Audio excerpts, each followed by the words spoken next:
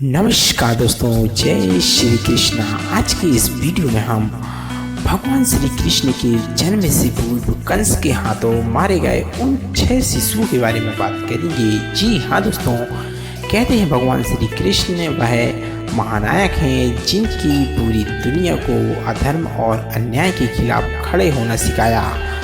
जीवन दर्शन का संदेश और ज्ञान गीता के द्वारा ही समझाया।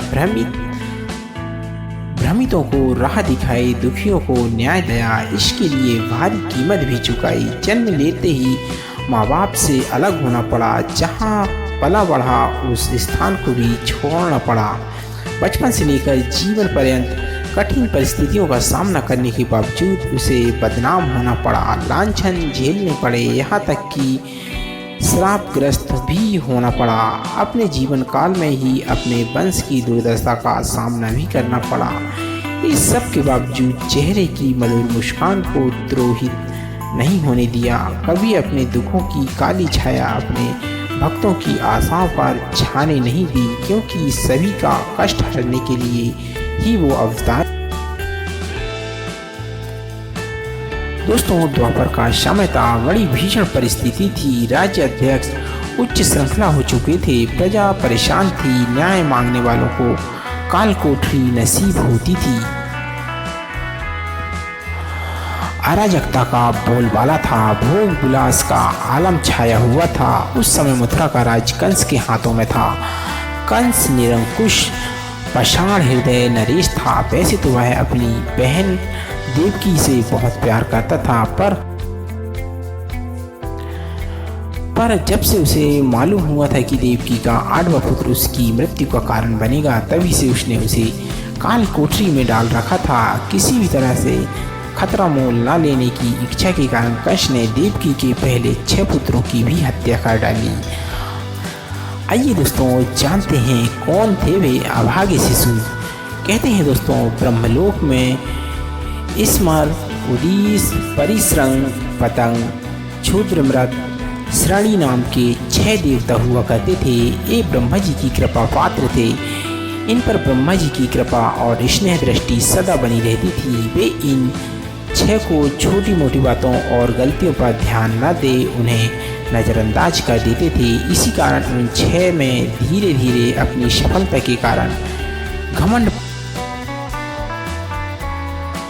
ये लोग अपने सामने किसी को कुछ नहीं समझने लगे। ऐसे में ही एक दिन उन्होंने बात बात में ब्रह्मा जी का भी अनादर कर दिया। इससे ब्रह्मा जी ने क्रोधित हो उन्हें श्राप दे दिया कि तुम लोग पृथ्वी पर दैत्य वंश में जन्म लोगे। इससे उन 6 की अकल ठिकाने आ गई और वे बार बार ब्रह्मा जी से क्षमा याचना करने लगे। ब्रह्मा जी को भी इन पर दया आ गई और उन्होंने कहा कि जन्म तो तुम्हें दैत्य वंश में लेना ही पड़ेगा, पर तुम्हारा पूर्व ज्ञान बना रहेगा।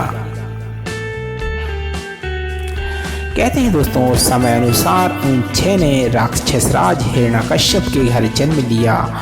उस जन्म में उन्होंने पूर्व जन्म का ज्ञान होने के कारण कोई गलत काम नहीं किया। सारा समय उन्होंने ब्रह्मा जी की तपस्या कर उन्हें प्रसन्न करने में ही बिताया। जिससे प्रसन्न हो ब्रह्मा जी ने उनसे वरदान मांगने को कहा।